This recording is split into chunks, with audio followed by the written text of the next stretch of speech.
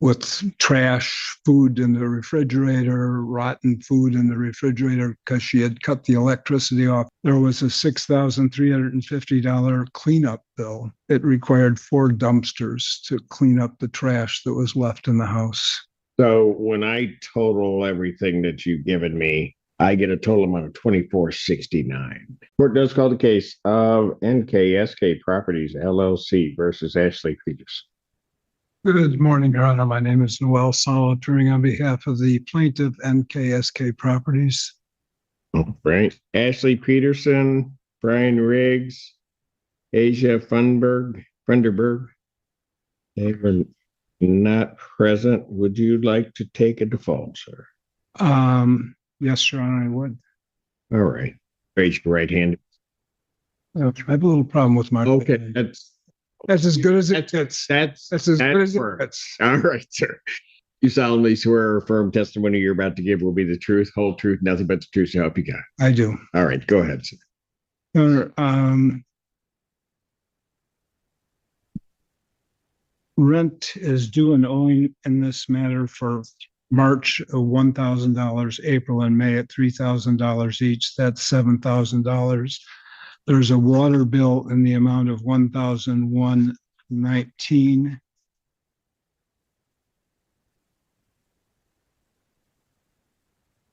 Unfortunately, when the tenant left, she left the property in extremely bad shape with trash, food in the refrigerator, rotten food in the refrigerator because she had cut the electricity off 2 weeks before she turned the keys over to my clients. There was a $6,350 cleanup bill. $6,350. It required 4 dumpsters to clean up the trash that was left in the house. Okay. And I have the bill from Nash and Brothers. Can I? Yes, Your Honor.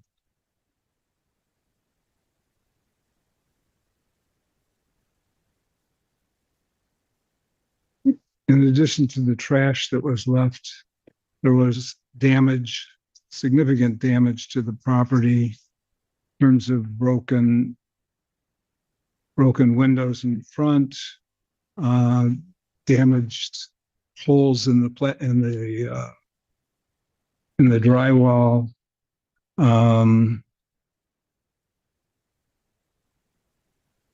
And there was an additional $9,000 bill that was services provided by S3 Paint Solutions. $9,000 bill? Yes, Ron.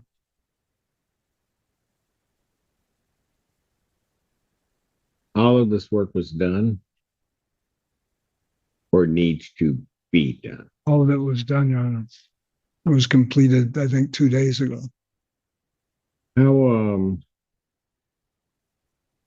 long were these tenants in the unit?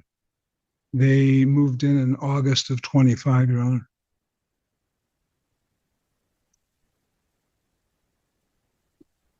Did all this damage? Your Honor, there were 3 tenants that we know of. Right. When 2 of the tenants moved out, there was another person who was living there who was never, we don't know who that person was. We only know that when the landlord went to collect March rent on March 20th, he answered the door because Miss Person wasn't there. And I believe, unfortunately, all of these were reasonable and necessary repairs.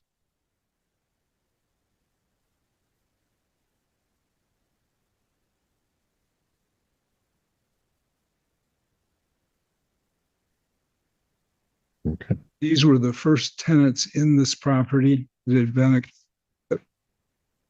literally, it had just been acquired by the landlord. This is the property itself. It's single family brick structure in Ypsilanti. Carpet had been put in, it had been recent, it had been painted, everything was fresh when they were coming in as the first tenants to the property.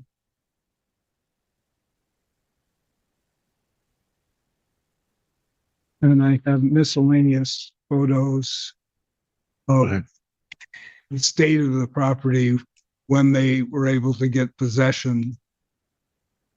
Okay. I understand the amounts sound significant, and that's why. Uh, but looking over the bills and them not being here, and they knew this is date and time set for trial, and then the money. I'm sorry, Your Honor, this is a settlement conference. I had not brought them to be here to explain those bills. Pardon? This is a settlement conference, and for that, I had not requested the persons who issued those bills. No, I understand that. I guess I said it. Defendants here. That's correct. The defendants are not here. The defendant's absence gives the landlord a major advantage, but it does not mean the landlord automatically gets every dollar requested. Even when a defendant does not appear, the plaintiff still has to prove the damages with reliable evidence. That is why Judge Simpson focused on the invoices, photographs, property condition, and whether the repairs were actually completed. The landlord's attorney presented evidence of about $7,000 in unpaid rent, a large water bill, for dumpsters of cleanup, and significant property damage. But there is one possible weakness. This hearing was scheduled as a settlement conference, so the contractors who prepared the cleanup and repair bills were not there to explain their charges. They also could not explain which damage was caused by the tenants and which might simply be normal wear and tear. Did you notice how quickly Judge Simpson focused on the size of those bills? A $6,350 cleanup charge and a $9,000 repair bill are significant amounts, especially after a relatively short tenancy. The photographs and paid invoices may help prove that the charges were reasonable. And because the defendants did not appear, they lost their opportunity to challenge the costs, the need for the repairs, or who actually caused the damage. Now the key question is whether Judge Simpson will consider the paperwork strong enough without testimony from the contractors. So when I total everything that you've given me, and about 931 away from my jurisdictional limit, I get a total amount of 2469. That's. Is that what you're getting? Yeah. Okay. So we're going judgment to the plaintiff.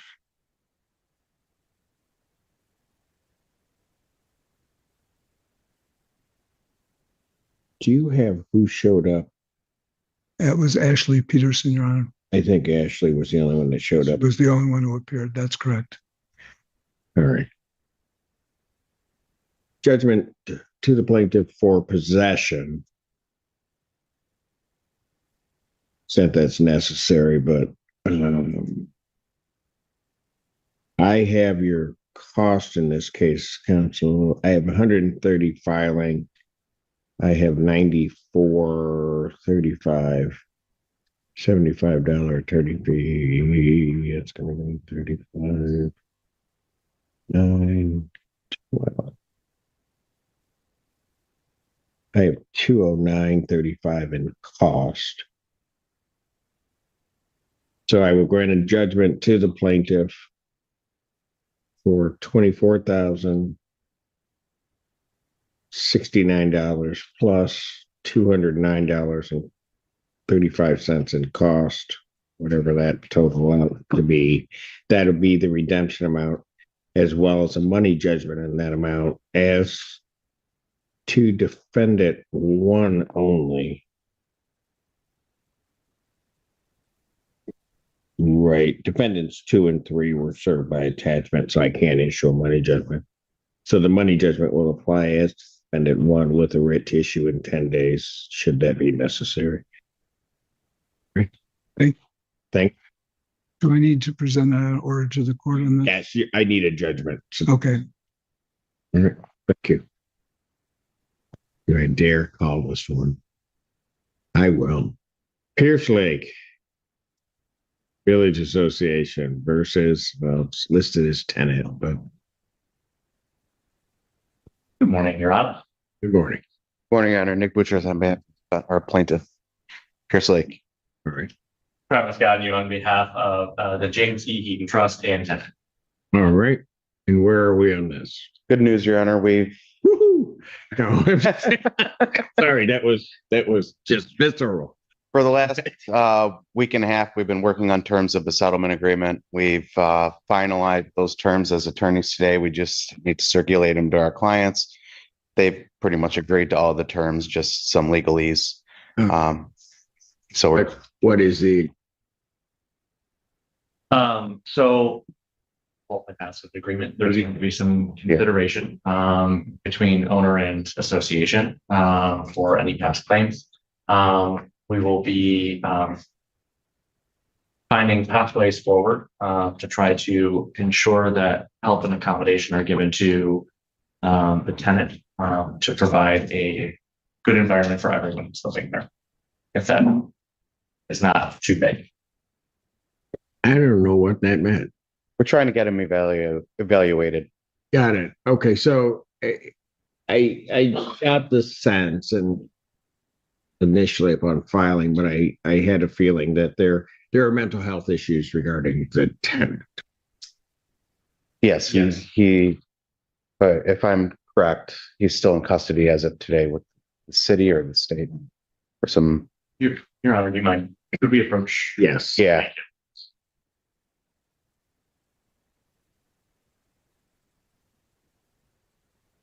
Okay, on this matter, the record should reflect we had a bench conference in this case, and don't need to go into the details. What I will do is I will adjourn this matter out to July 7th at 9 a.m. and counsel may appear via Zoom for that proceeding if they so choose. All right. Thank you, Your Honor. Thank you. Court calls the case Fixing Housing 401k Plan LLC versus Erica and Aaron Ward. Ms. Ward, this is your motion for the court for reconsideration of the calculation. Have you heard anything from the other side? No. No, and I did also submit a request for my security deposit to him. I haven't heard anything back on that, $7,500. He also did not show up for the circuit course mediation, the circuit court, the other one. And he's just disappeared. I have nothing further. From what I understand, so the record's clear, you heard from the plaintiff, well, the owner sent an email asking if the court had considered his previous email. You responded saying you had gotten nothing from him. Is that correct? Correct. I responded that I did not have an email to respond to. When you sent that response, did we receive a response at all? No, sir. I sent that response this morning. And haven't heard anything. Then I'm going to make this quick. I think my initial calculations are correct. I looked back, but then you supplied this documentation. I will reconsider the amount. And so I will adjust the damage award from $22,566.04 to $19,057.08. This is an important point because asking a judge to reconsider a decision does not simply give someone another chance to repeat the same argument. Mr. Ward provided additional documents, and Judge Simpson explained that he reviewed his earlier calculation before lowering the award. That suggests the decision changed because the new paperwork revealed a clear accounting problem, not because the judge was simply being sympathetic. The landlord's absence also became important. The owner apparently contacted the court about an earlier email, but did not respond after court staff explained that they had never received that email. Would you expect a judge to keep the original amount when one side provides additional documents and the other side does not formally challenge them? Even after reducing the award, Judge Simpson did not erase the judgment. He simply adjusted the amount to match what the available evidence supported. The judge also considered Mr. Ward's financial situation. His e-commerce business had shut down, so immediately demanding the entire judgment could create another problem. Instead, Judge Simpson considered a 6-month payment plan that gives the debtor a chance to pay while still protecting the creditor's right to collect. But from this point forward, documentation is extremely important. Every payment, receipt, and certified mailing should be kept because those records could later determine whether Mr. Ward is considered compliant or in default. And then I will grant your request. The court finding circumstances would justify that. Consider you had to shut down your equine business. Permitting you to pay $3,176.18 for 6 months. Given that we are on June 2nd, and I realize you filed this whenever, I will begin that July 1st, 2026. And then the corresponding final payment would be due 6 months from that date, And then December 1st. and do I send that to him directly, Then what? the payment, or do I send it to the court? When you send stuff, does he receive it? Well, in the past, I used to do direct deposit. I would go to his bank and just deposit it in his account. I don't know if that account still exists. So I don't know. I would hope I'm sure he is there to get his money at some point. So how are you intending on sending it? Well, I would send it to the address that he's given me in the past. I can send it certified to make sure it gets there. Why don't you do that? Because I'd rather not use the court escrow if we don't have to. Okay. Send it to him and keep track of the payments that you send. Okay. So 2 more just quick questions. That 19,057.08. Now I have to think back whether when I proposed my payment plan to you, I shouldn't have to ask you this, but did I base it off the 1957.08? I don't know. Well, we just need to make sure that when it gets documented. What we can do. I've adjusted it to 1905 or $19,057.08. Yep. Divide that by 6. Start your payments July 1. Okay. I'm just going to do that. All right. And that will be somewhere documented and sent to me. So, Well, you prepare an order. for you to sign that this is what was decided. That's what I decided. Okay. Prepare an order for the courts. A motion. An order. An order. Okay. I'll have to Google that. Okay. Just saying this is what was said.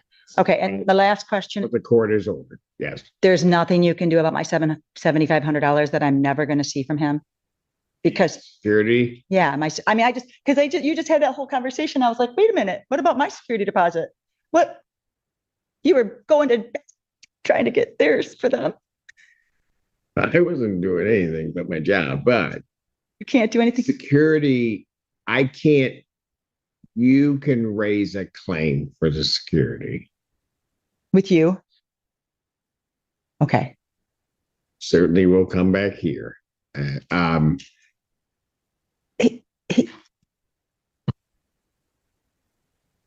I don't want to give you legal advice, so you may want to talk to someone. The security deposit, certainly there would be circumstances in which either the security deposit or double the security deposit can be deducted from this amount. That's what I was hoping you could do, because you get to decide everything.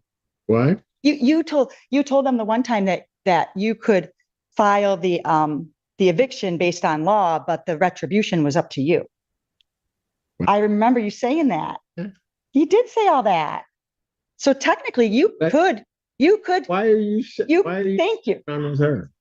Right? You could technically take the $7,500 off of what I owe him. And that is the only way it would be fair, because he is never going to give me a penny. He's a con artist. That's not in your, so I'll do this.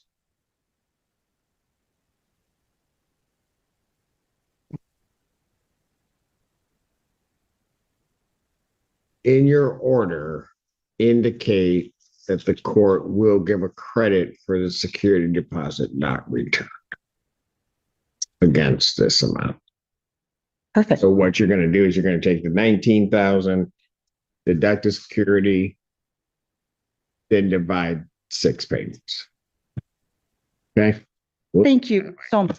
I appreciate that. Welcome. Probably the only thing. Okay. All right. Okay.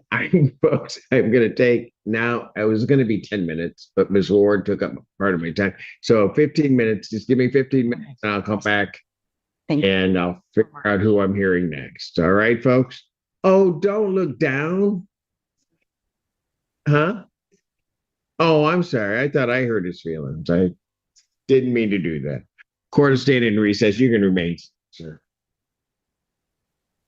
Court does call the case of Silo Farms versus Rosalind Banks.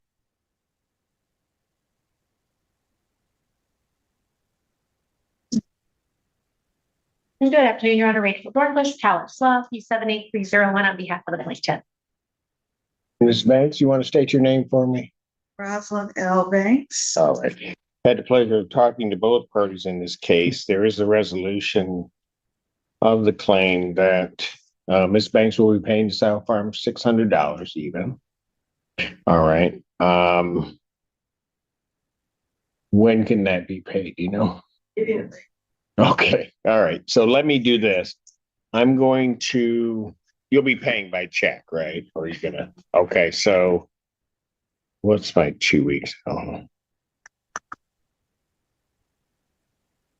it's Friday 19th. No, we don't have the 19th.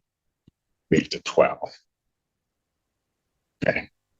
So what I will do is I'll adjourn this to June 12th, 2026 at, hello? Yes, I have to pull up what kind of serve farms. Okay. Like, it's two. Is it 2? 2 p.m. 2 p.m. All right. I knew. All right. So 6/12 at 2 p.m. The 600 be paid, and as I had indicated, if it's paid, then they'll be submitting a dismissal. All right. I don't have to return. You want to come back here and yell at me? Is that what it is? You did, and I shouldn't say that. You not yell at me. Pardon? Go to prison. You, Miss Banks, you will never go to prison. There are some people in life that are just blessed. You will not go there. All right. No, you do not have to return. And for this court and this judge, it's been a pleasure dealing with it and getting this resolved for you. Stormbush, always a pleasure. Patty, take care. All right. Courts. So I think you are represented by Miss, right? And you guys was Mr. Ham. Got it. And that's who I have it back. And so now I'll be dealing with that. All right. Slow patience. Right. We're going to soul food restaurant. Pardon? Soul food restaurant. Soul food on Michigan Ave? Across from Brown Chapel. Yeah, I know which one you're talking about. You're going right now? You just did that. You just did that to make me angry, didn't you? Okay. Great reason. All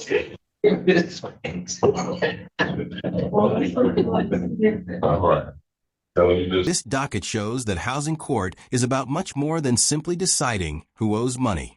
The judge has to make sure that the requested remedy matches the evidence, the service of the parties, and the claims properly before the court.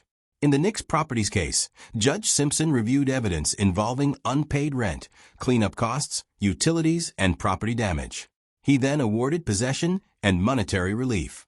But the judge also placed limits on the personal money judgment because the way the other defendants were served affected what relief could legally be entered against them. That distinction is very important.